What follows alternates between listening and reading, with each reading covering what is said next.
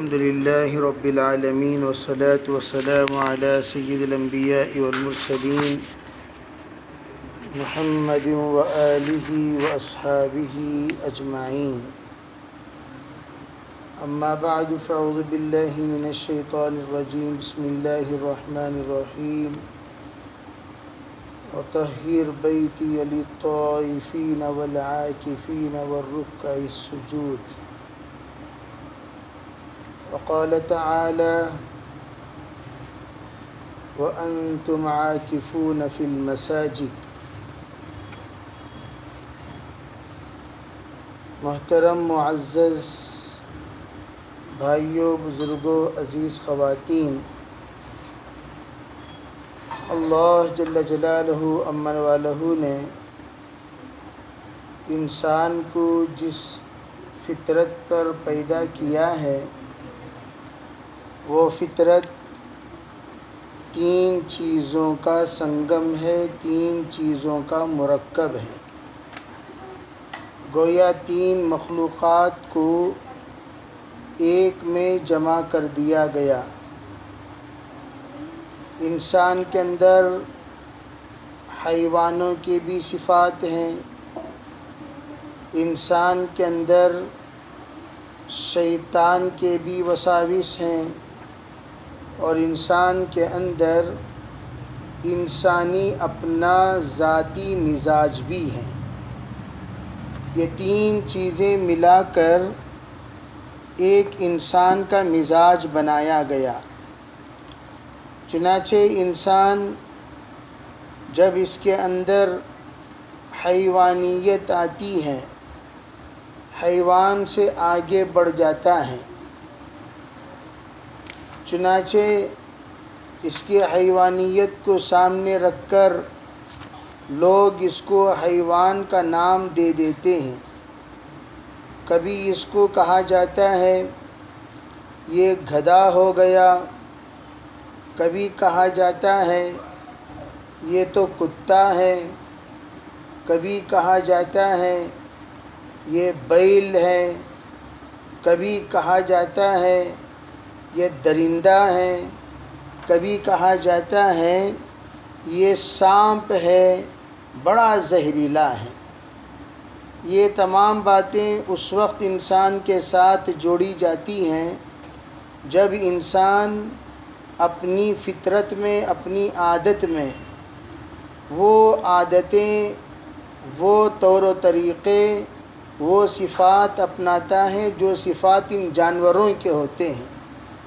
خواہ مخواہ اگر چلایا تو کہنے والے کہتے ہیں کیوں بھائی کتے کی طرح بھونک رہے ہو؟ اس لیے کہ کتا بغیر مقصد کے، بغیر کسی وجہ کے آواز کرتے رہتا ہے. کتے کی آواز کے پیچھے کوئی مقصد نہیں ہوتا، وہ خواہ مخواہ بھی آواز کرے گا، کبھی وجہ کے ساتھ بھی آواز کرے گا. وجہ بلا وجہ یہ دونوں طرح کی آواز کتے کا مزاج ہے. تو اس لیے یہ کہہ دیا جاتا ہے بھئی کتے کی طرح کیوں بھونک رہے ہو. کبھی کہا جاتا ہے ارے بھئی یہ تو گدھا ہے، یعنی گدھے کو بہت دیر سے بات سمجھ میں آتی ہے. احمق ہونے میں گدھے کی تشبیہ دیتے ہیں.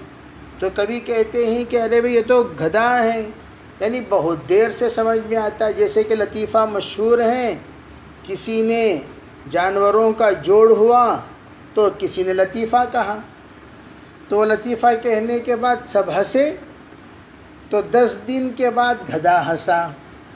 اب پوچھا گیا جناب آپ اب کیوں ہنس رہے ہیں؟ کہا مجھے وہ لطیفہ اب سمجھ میں آیا. تو اس طرح گدھے کو بڑی دیر سے لطیفے سمجھ میں آتے ہیں، بات سمجھ میں آتی ہے. تو جو بلید ہوتا ہے اس کو گدھے سے تشبیہ کی جاتی ہے، اور جو زہریلا ہوتا ہے اسے سانپ سے تشبیہ دی جاتی ہے. تو غرض انسان کے اندر حیوان کے بھی اوصاف ہوتے ہیں، اسی لیے اس کو منطق کی زبان میں حیوان ناطق کہا جاتا ہے. جیسے تمام جانوروں کے الانسان ما هو فی ذاتہ، سوال جب کیا جائے کہ انسان اپنی ذات کے اعتبار سے صفت ممتاز کیا رکھتا ہے، تمام حیوانوں کے اندر جو صفات ہیں وہ انسان کے اندر بھی ہیں، دیکھنا، چلنا، کھانا پینا، سونا، جینا، یہ سب کے سب دیگر تمام حیوان بھی کرتے ہیں، انسان بھی کرتا ہے۔ یہ اپنی ذات کے اعتبار سے کن خصوصیت کا حامل ہے؟ جب پوچھا جائے گا تو اسے کہا جائے گا یہ انسان بولتا ہے، دیگر جانور نہیں بولتے۔ یہ اس کی صفت ممتاز ہے جس کو ما فی ذاتی ہی کے سوال پر جواب دیا جائے گا۔ اسی طریقے سے علماء کہتے ہیں کہ اس کے اندر فرشتے کی بھی صفات ہیں، حضرت جبریل ہو یا میکائیل ہو، اسرافیل ہو یا کوئی بھی فرشتہ ہو بڑے سے بڑا، وہ تمام یہ مسجود الملائکہ حضرت آدم علیہ السلام کو کہا جاتا ہے۔ حضرت آدم کو ان سبوں نے سجدہ کیا، چاہے وہ حاملین عرش ہو، عرش کو اٹھانے والے فرشتے، انہوں نے بھی حضرت آدم کو سجدہ کیا۔ اللہ جل جلالہ امن والہ نے حضرت آدم کو جو صفت دی تھی وہ صفت علم کی صفت، اور اس علم کی صفت کی بنیاد پر اللہ نے مسجود الملائکہ بنا دیا تھا حضرت آدم کو۔ تو گویا صفت کے اعتبار سے انسان کے اندر فرشتوں کے بھی اوصاف گردش کرتے رہتے ہیں، چنانچہ وہ انسان جس انسان کے اندر اوصاف ملائکہ ہو، ہم کہتے ہیں ارے بھئی وہ انسان نہیں، وہ تو فرشتہ ہے، یعنی اس نے اپنی زندگی میں کبھی کسی کو تکلیف نہیں دی، کوئی گناہ نہیں کیا، اس کا دل پاک ہے، اس کا من پاک ہے، اس کی نظر پاک ہے، اس کی سوچ پاک ہے، اس کی فطرت پاک ہے، تو اس کو ہم فرشتہ نما انسان کہتے ہیں۔ یہ اس وقت کہا جاتا ہے جب اس کے اندر صفت ملکیت پائی جائے، صفت ملکیت پائی جائے، فرشتوں کی صفت پائی جائے۔ علماء کہتے ہیں کہ انسان جس وقت فرشتوں کے اوصاف سے متصف ہوتا ہے تو وہ آگے بڑھتے بڑھتے فرشتوں سے بہت آگے بڑھ جاتا ہے، فرشتے اس کے خادم بن جاتے ہیں، فرشتے اس کے مداح بن جاتے ہیں، فرشتے اس کے طالب بن جاتے ہیں، فرشتے اس کے صحبت میں بیٹھنے کو سعادت سمجھتے ہیں، اور فرشتے ایسے ذاکرین کی مجلسوں میں آ کر بیٹھنے کو اپنی عبادت سمجھتے ہیں، اپنا رزق سمجھتے ہیں۔ تو یہ فرشتوں سے بھی آگے بڑھ گیا۔ کبھی شیطان سے بھی، تیسری جو صفت ہے اس کے اندر شیطانیت، وہ بھی اس کے اندر گردش کرتی رہتی ہے۔ ان الشیطان یجری فی الانسان کمجری الدم، جیسے حضور علیہ السلام کا ارشاد ہے، انسان کے اندر شیطانی اوصاف ایسے گردش کر رہے ہیں جیسے خون گردش کرتا ہے، جہاں جہاں خون وہاں وہاں شیطانیت۔ قرآن میں تینوں چیزوں کو بیان کیا گیا، تینوں چیزوں کی طرف اشارہ ہے۔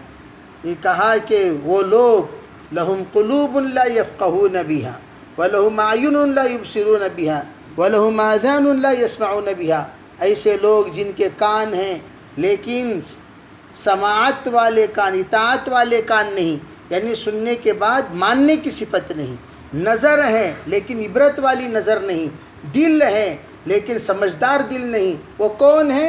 اولئک کالانعام، وہ تو جانور ہیں۔ اور فرشتوں کو اللہ نے عزت کرنے کو کہا، احترام کرنے کو کہا، اور اللہ نے حضرت آدم علیہ السلام کو سجدہ کرنے کو کہا، اسجدوا لآدم فسجدوا الا ابلیس، سبوں نے سجدہ کر لیا سوائے ابلیس کے۔ اس کا بھی تذکرہ قرآن میں موجود ہے۔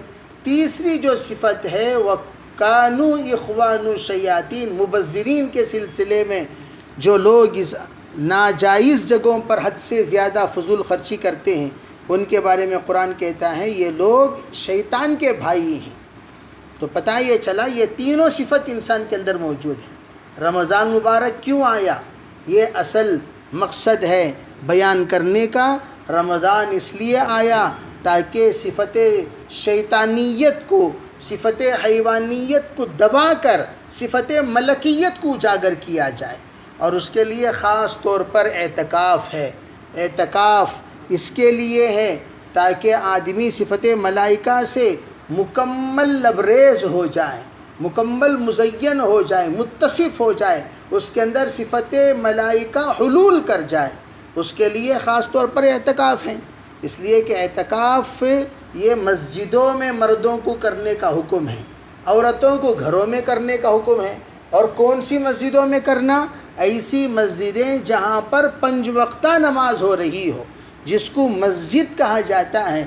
وہ مسجد جہاں پر 3 نمازیں ہوں، 2 نمازیں ہوں، 4 نمازیں ہوں، وہاں اعتکاف کرنے کی اجازت نہیں ہے۔ 5 نمازیں جہاں پر ہو رہی ہوں وہاں پر اعتکاف کرنے کی اجازت ہے، وہاں اعتکاف کرنا چاہیے۔ اور قرآن میں بھی اس کا ذکر ہے وَأَنْتُمْ عَاكِفُونَ فِي الْمَسَاجِدِ، تو بتایا چلا کہ مسجدوں میں اعتکاف کیا کرو۔ وَطَهِّرْ بَيْتِيَ لِلطَّائِفِينَ وَالْعَاكِفِينَ، اللہ حکم دے رہا ہے آپ میرے گھر کو پاک رکھیے۔ کن کے لیے؟ للطائفین، طواف کرنے والوں کے لیے، اعتکاف کرنے والوں کے لیے۔ تو پتہ یہ چلا مرد حضرات اعتکاف کریں گے مسجدوں میں، اور عورتیں اعتکاف کہاں کریں گی؟ وہ گھروں میں کریں گی۔ وَقَرْنَ فِي بُيُوتِكُنَّ، گھروں میں اعتکاف کریں گی، مستورات مسجدوں میں اعتکاف نہیں کریں گی۔ اب لاک ڈاؤن کا جب زمانہ چل رہا ہے، ایک بڑا مجمع سوال کرتا ہے کہ ہم اعتکاف کہاں کریں، ہم اعتکاف کہاں کریں، ہم اعتکاف کہاں کریں۔ مرد حضرات پوچھ رہے ہیں مولانا کیا ہم اعتکاف گھروں میں کریں؟ ارے اللہ کے بندو، مستورات کو صرف گھروں میں اجازت ہے اعتکاف کرنے کا، مرد حضرات کو تو مسجدوں میں کرنے کا حکم دیا گیا۔ ہاں اس وقت میں کریں تو کیا کریں؟ اس وقت میں ہم صرف وہ احباب، جن احباب کو اعتکاف کی اجازت، مسجدوں میں آمد و رفت کی اجازت دی گئی ہے، انہی میں سے کسی کو ترغیب دے کر آپ اعتکاف میں بٹھا دیا کریں، تو یہ سنت مؤکدہ کفایہ ادا ہو جائے گا۔ اگر ایک بندہ بھی بیٹھ گیا، الانسان حریص لما منع، تو جس چیز سے منع کیا گیا اب سب کے اندر اعتکاف کی حرص پیدا ہو گئی، سب کے اندر اعتکاف کا جذبہ پیدا ہو گیا۔ زندگی بھر آزاد تھے تو اعتکاف کرنے کا ارادہ تو پیدا نہیں ہوا، اب جب مقید ہو گئے سب کے اندر اعتکاف کرنے کا جذبہ پیدا ہو گیا، ہم بھی اعتکاف کرتے ہیں، ہم بھی اعتکاف کرنا چاہتے ہیں۔ بے اعتکاف تو صرف گھر میں مستورات کریں گی اور مرد حضرات مسجد میں کریں گے۔ جب مسجدیں اس وقت مقفل ہیں یا محدود احباب کے لیے یہ کھلے گئے ہیں اور اجازت دی گئی ہے، تو ایسے موقع پر دیگر تمام مرد حضرات اپنے گھروں میں، اب تک ہم اعتکاف میں بیٹھتے تھے ہماری خواتین خدمت کرتی تھیں، اب الٹا خواتین اعتکاف میں بیٹھیں گی، مرد حضرات خدمت کریں۔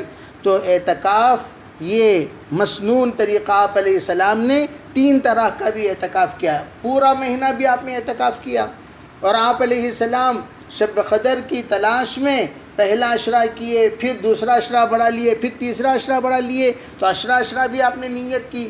تو آپ علیہ السلام نے بڑے اہتمام کے ساتھ جو اعتکاف کرنے کا معمول تھا وہ آخری عشرے کا اعتکاف، آپ نے آخری عشرے کا اعتکاف شب قدر کی تلاش میں آپ کیا کرتے تھے۔ تو ہمارے بھی اعتکاف کے ایام قریب آ رہے ہیں، تو ہمارے مستورات اگر اعتکاف میں بیٹھنا چاہتی ہیں تو اعتکاف کے تمام اصول و ضوابط کا پہلے ہی سے لحاظ رکھتے ہوئے اعتکاف میں بیٹھیں، اور اعتکاف میں بیٹھنے کے بعد وہ تمام عبادتوں کا خیال رکھیں، وہ تمام ممنوعات کا لحاظ رکھیں جو آداب، جو ضوابط بیان کیے گئے ہیں۔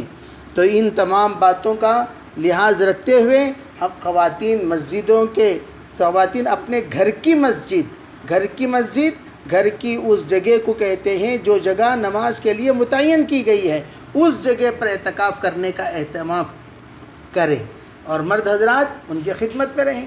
بعض لوگ چاہتے ہیں ہم گھروں ہی میں، ارے گھروں میں رہنا ہے۔ اعتکاف لغوی کہتے ہیں کسی جگہ پر اپنے آپ کو باندھ لینا، کسی جگہ پر اپنے آپ کو بٹھا دینا، کسی جگہ پر اپنے آپ کو مقید کر لینا۔ تو یہ اعتکاف لغوی آپ گھر میں کر سکتے ہیں، لیکن یہ اعتکاف اصطلاحی جس کو شرعی اعتکاف کہتے ہیں وہ اعتکاف تو مسجدوں میں ہوتا ہے۔ ہاں بھئی ہم بھی 10 دن تک گھر میں باندھ لیں گے اپنے آپ کو، اگر مرد حضرات چاہتے ہیں تو آپ کی اجازت ہے، آپ اپنے آپ کو باندھ لیجئے، آپ کو کوئی حرج نہیں ہے۔ بہرحال بقیہ جو اہم تفصیلات ہیں اعتکاف کے سلسلے میں وہ انشاءاللہ کل آپ حضرات کے سامنے عرض کیا جائے گا۔ اللہ عمل کی توفیق عطا فرمائے۔